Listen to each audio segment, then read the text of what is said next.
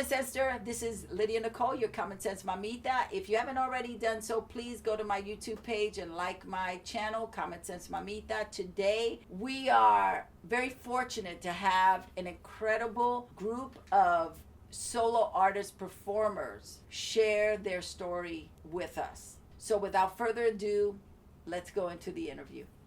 Mitzi, what have you discovered in doing the solo show? Because not only have you been doing it consistently for a long period of time, you actually use it as a teaching tool. You know, I've taken breaks from it, long breaks from it, but I didn't think it would last this long, and that it would become a keynote performance, and that it would run on PBS. I didn't think that this personal, what I thought was very personal, would resonate to so many people around the world and in the United States. So I discovered that it was much, much bigger than myself, and that it would have a life longer than I ever imagined. Because after the show was born, then everybody was like, oh my God, you need to do this more, that you need to take this to festivals. So I had my friends come and sit at School of the Future with me, where I was director, and I said, what can we vision about this piece? Where should I go? And I wanted it to be an off-Broadway show. But I discovered there was a whole nother world for me to journey with this piece. I had no idea. Yeah. And you took it to Edinburgh. Yes. Crazy. Yeah. People warned me not to, and I felt like it broke my... it definitely broke my pocket, and it broke my back. It broke my spirit. I had 5-star reviews. I was nominated for Best Actress by the stage. 1,500 shows the year I was there, and 5 women in the world were picked. But it was such a journey that accolade really didn't feel like much at the time. Yeah. And Cynthia, you did Edinburgh. I've done it 3 years, but 2 years where I brought my own show, and one of them was it's very arduous. I mean, and when people, I'd already been doing stand-up about 25 years when I went there, I guess, to do those, so, you know what I mean? So, and other people, I think they're newer comedians or newer performers, are like, this is great, this is fun. I mean, for the most part. Yeah. And so they're excited, and I'm like, I'm tired. I'm gonna go lay down. This is sickening. Like, just let me, let's not do this. Do you know what I mean? But, and because, it is relentless. I forced myself into some kind of energy of like, I'm in it, and so I did one show that was, called Nobody Gets Away Unscathed, where I played a character named Linda Levin, and she basically, she's a lounge act. She's a terrible lounge act, but she blames the piano player and anybody in the audience. But it's really fun. And so I did that one year, and so that was fun, but I didn't get an award, miss. Anyway, and then, listen, I think they weren't even sure I was there. And then I did another year where I did, which is based on my screenplay, which is now my TV series that I'm working on, called Unprepared for Life, which is, of course, my life story. And that's what I did there, and I did that solo show there, and that was really deep. And it was like, I did it at 1 o'clock in the afternoon, which is a great time to go see something depressing story about this young bitch, American bitch's life, because like, who the hell, people are like, oh dear, and oh God, daddy, let's just stay outside for a while, but I'm with you in terms of but I'm glad I did it, but I don't, when people say they really want to do it, I go, just relax. But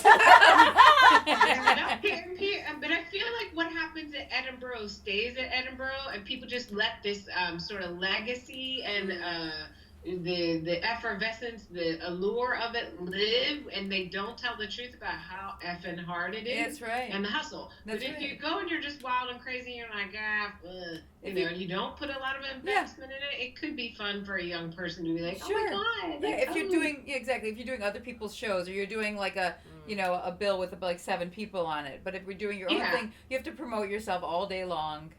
That's what you're doing, in your outfit, if you're, like me. I was like, God, I should have bought another outfit, after a while, but Yeah. You did it for 3 years, so you. So yeah, I did it 3 years. I did in '08. I did it with some friends. I did like 3 shows a day, and it was a blast because I had nothing at stake. I wouldn't say it was a blast. It might be silly, but I mean, I knew I was going to Ireland shortly, so that's what made it a blast for me. I was like, okay, this is gonna be over in a minute, and then because you do 3 weeks, you know. So I was living in London for 4 years, and so from I think in 2014 and 2015, I did the shows there. Yeah. And Mitzi, how about you? In your producing experience of your show? Because of some of the social justice themes of the piece, I got support from the Brooklyn Arts Council, and I sort of went that route looking for grants to produce it, and it has an attractive element of those elements that bring funders around. Initially, the show always sold out in New York, and then when I did smaller festivals, it was full every time. It wasn't until I went to Edinburgh that I started losing money and feeling that executive producer pinch. That was hard then. But up until that point, it had been pretty easy because of the thing, and still because of the social justice themes. But we did some fundraisers, some friends. We sent out fundraising letters after it started getting reviews, and so money would always come to it that way. Yeah, learning how to write press releases, doing all that kind of stuff, and it's a great thing to learn. Yeah. Much internationally producing, that was a big thing. Waking up every morning, you know, at 4 a.m. to make sure I was calling, you know. I actually went to London to interview publicists for the Edinburgh Fringe Festival because I knew if I was going, I did not want to fall through the cracks. So I ended up getting one of the top publicists for that. I'm one who likes to get support. I do a lot of the work, but I also know that I don't know enough people, and I like to branch out and get that kind of support and raise the money to do that. So that was a great help for me to do that. And when I was in Edinburgh, navigating, getting interviews for, you know, some of the big newspapers and things like that, that was great to have that support. I redid the show. I gave it my all, and I was like, I want to make sure that I'm seen. I picked one of the top venues. And so that was also a recommendation that they gave, that, you know, work with a publicist additionally to help get the word out, because I'm one person and my crew, we can't hit the streets and get people in like you need to. What venue did you do? I did C Venue. I don't know if you're familiar with them or when I know it, but there. it's a theater. It's a really nice space. Yeah, it's nice. Yeah, it's huge. I did the Free Fringe, which is, well, it's free. You know, and you still have to pay for yourself to live there, to be there, to eat, and all this kind of stuff. And you make money in tips. So you go around and you pass around a hat. I made like 10 pence one night. It was really great. That was my biggest night. No, I'm just kidding. You usually make around 50 pounds or something like that after a show or something in there, you know. And so you get money to eat with and to live on and that kind of stuff. But what she had to pay for her venue, where the Free Fringe, you don't pay for your venue. So it's 10,000. I don't even know it. But even like huge acts go under. It's like known for, you know, you go under. It doesn't matter who you are, you're going to go under. And it's terrible. So that's the thing. They're charging too much for these big venues. So that's why she had to get a publicist. Yeah. And it's really wise. And everybody does PR, and everybody gets articles written and stuff like that about them. And that's helpful. And it's helpful, but it's critical, especially if you're going on your own and you're going to use a big venue like that and spend all that money. And I don't know, very few people have ever made their money back in that situation. I saw an article that when I was there, when I was realizing how much money I was bleeding out daily, yes, that's right. And I saw an article that Eddie Murphy had been there, and he was like, "Yo, man, I'm in a dungeon in Edinburgh." He's like, "I could have done better in Harlem, man. That's right. I the basement in Harlem." That's brilliant. And going, "That's how I feel." That's why I don't go, yeah, we got to go. You know, because there's 4,000 shows going in a day or something like that. It's like that. For actors out there watching who are contemplating they're going to do the greatest solo show ever, what advice do you have for them? Mitzi, we'll start with you. I mean, I think it's a great opportunity no matter what, whether it's the greatest solo show or the first solo show you've ever done. And I think you need some support friends to help you get through things like the producing of it. And I really valued taking scenes and then putting them up in a cafe like we did in that writing class. That was the most helpful thing to me. So hearing other people what works, observing it as I had never done it. So it was good to get that audience feedback before I put the whole piece together. Oh my God, I've seen so many different kinds of one-person shows. So I just want to say, listen to yourself, get some support. And you need a producing crew, whether it's your best friends or whatever, but somebody to help you stay on task and organized and produce and promote and all that. God, it's a big thing. Ruthy. I would say stop thinking that you're going to do the greatest solo show ever, because that will stop you in your tracks. Just lower the bar on that and be willing, because one of the things that loosened me up, one was seeing John Leguizamo do Freak on Broadway and seeing, it was a very Latino-centric show, and seeing the rainbow of cultures, laughing, Jewish people, Black people, Latino people, in taking in his story. And that made me go, okay, there's an audience for my story too. That was one. But also seeing this other show, that was bad. It was bad. She had this moment that just didn't make sense. But I was just like, that sucked. But when she came out, I was like, good for you! Because she did her shitty show. I was still trying to make, this amazing show and sitting at home going, oh God, it could suck. What am I going to do? So lower the bar for that reason. That just loosened me up. It's like, you know what? I just got to do the show. I don't even care if it's good or bad. Just want to do it, because I was 5 years. I was like, because of perfectionism, I guess. Wow, it took you 5 years to put it together. No, just to have the guts to do it. Oh, I see. So it was brewing, like Mitzi said. I was like, what is it going to be? And then I did it within 3 months. And then did a second show 6 months later. Right. But it was the got to do the best show ever that I was in prison for. So that would be the first thing to do. And then the other thing that loosened me up was being of service with my show. Because the other thing, the solo show, man, I'm going to bust out and I'm going to have a career in movies and TV. Woo! Money! And that, was like, no. I was going to open up the gates to like a new universe. So who can handle that? So, too much pressure. With that, I couldn't write because it had to meet that bar. And it was all about me. So then I was like, okay, if I were going to get shot and killed at the end of the show, what would I, like, where there was no money, nothing at stake at the end of it, what would I want the impact to be? Would I want to get an agent or all those things? Or would I want someone to say, oh my God, that show changed my life? And so when I made it about helping that person who needed to hear my story, then I could write. And that has been the sort of where I start off with any show that I'm going to write. It's like, okay, who needs to hear this? Because I think about them, then it's like, yes, I must tell my story. When it's about me, I can't write. I just can't. Make it of service and do a crappy show, because it won't be crappy as long as you're honest. Yeah. Sandy Brown. I say, release the pressure of it being the greatest thing ever, and just follow the vision of what you want to say, because it'll serve you in so many different ways. And, as an artist pursuing a solo show, there's something, and we've studied with Larry Moss, and Larry Moss's thing is, if you aren't acting, you can't call yourself an actor. So if you're not booked, you need to be in class, or you need to be putting up a show. And when you're putting up a show, you're doing all aspects of it, and times have changed now. So you are responsible for creating an entire show yourself, but you're learning all these different aspects of production in the process of that. It elevates you as an artist tremendously and quickly, because you're forced to. I was able to run my show, the Volume 1, 5 years, just ongoing in multiple cities, and it afforded me the opportunity to perform parts that I may have not necessarily been cast for, but I got to express myself in that one, and I felt creatively full. For so many times as an art actor, you are sitting and waiting. When are they going to pick me? And when you're in a solo show, you are in production all the time. You're looking for things that are inspiring you. You're looking for how you're putting it together, music or visuals and things like that. Or as Cynthia was saying, instantly the next one. I'm on the next one. Boom, on this one. And so it keeps you creatively alive, and it makes you ready for when the industry has an opportunity for you. You've already been primed and ready. You're not pull it together. You walk differently. You carry yourself differently when you have a project that you've put up.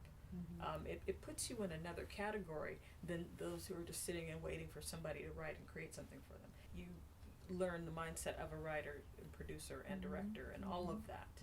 I would make it required for an artist to come up with something to be able to present forth, because it will have you also looking at the industry in a different way too, and seeing a better way to handle stuff and how to handle your career as a result. Cynthia.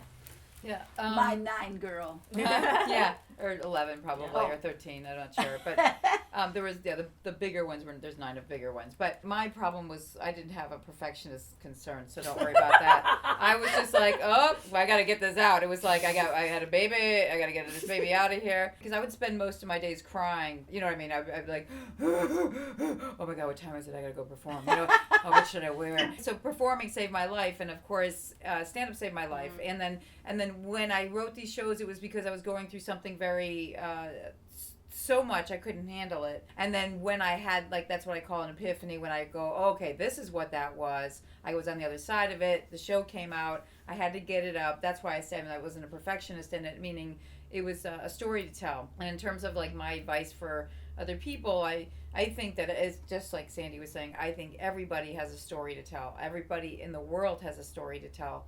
But if you're a performer, if you're an actor, I think it's critical that, yes, you take your career in your own hands, and that, you know, if you're an actor, you're a storyteller, whether you've written it down or not.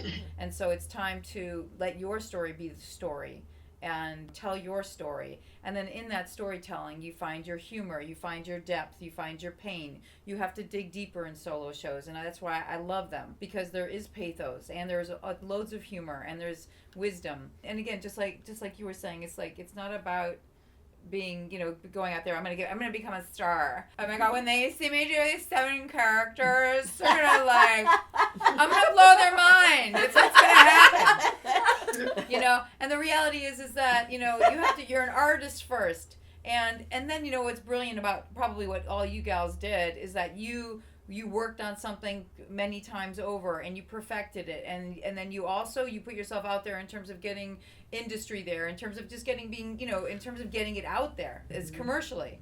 And that is another hat to put on, and that is fantastic. And I wouldn't say I've worn that hat. And if I have, it blew off. Like, as soon as it was a windy day, I haven't seen it since. All my shows are very personal, and so because they're so personal, and also I think I was protecting the parents and the family, and just like, you don't want to out, you know, your story. And so because I was doing that, I think that I unconsciously was keeping my shows sort of at a certain, like, level. Like, I wasn't putting them out there fully. It was like, it was for me, and I needed to do this, and I got as many people there as possible, and some of them I repeated several times in different cities, but not loads of times, and not, you know, it wasn't like something I was like, all right, let's take this baby around. It was like, okay, now I'm on to the next problem. Do you know what I mean? And that's sort of how I've operated. As I say, I just think that it's a wonderful thing to do, and absolutely get an eye on it. And I think, of course, that's probably more helpful. Pay attention to how you're feeling about yourself. Like, if you have a lot of insecurity or fear around the thing that you really want to do, pay attention to your unconscious beliefs about yourself. What it is that you believe about yourself. Who do you think really belongs doing this? Is it you, or is it somebody else? What are those people like? You know, are they the rich ones, the pretty ones? Who are those people?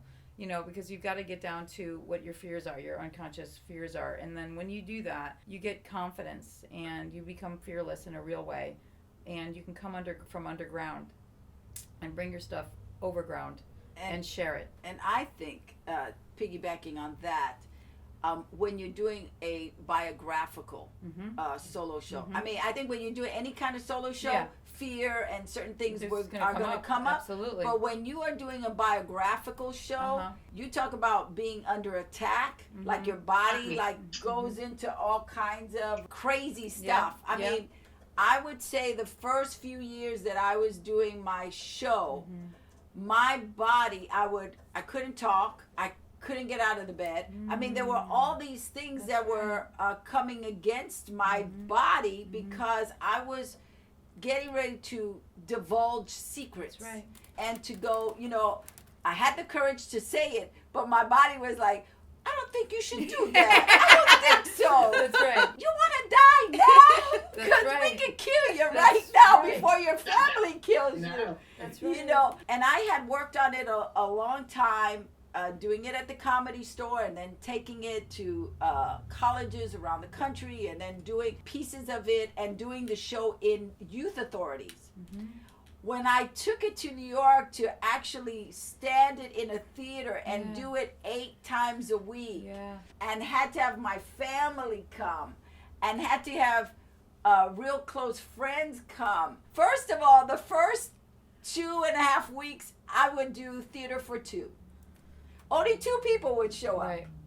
And so I had a breakdown one night behind the curtain as we were getting ready to do the show. And I looked out, and there was 2 people. And those 2 people were ready to leave. And the thing that shifted me was the Comedy Store.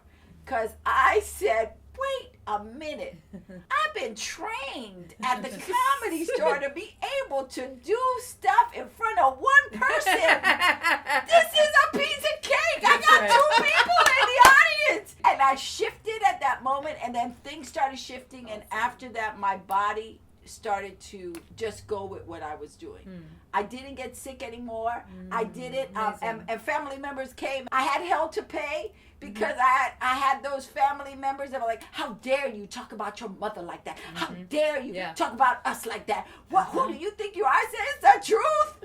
It's the truth. That's right. Now, if you can can tell me it's not the truth, I won't do it again. That's and they walked away with their tail between their legs. That's and then that was it, because I start my show with the story you're about to hear is the truth, and nobody's name has been changed to protect. I haven't changed anybody's name to protect anybody. Yeah, that's great. They're all going down. That's right. And so it's not only an acting exercise when you start telling your story, when you start telling truth.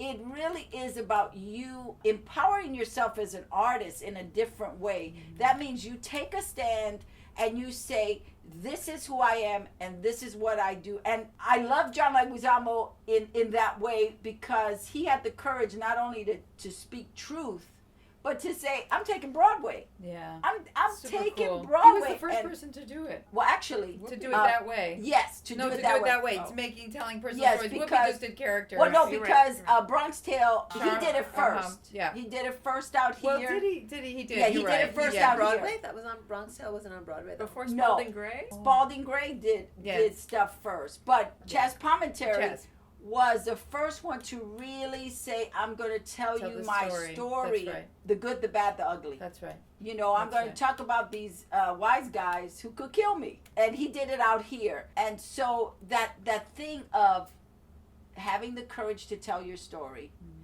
getting past that as an artist, and then becoming a real writer, because as you're writing, you're rewriting and rewriting and rewriting. And then you take on producer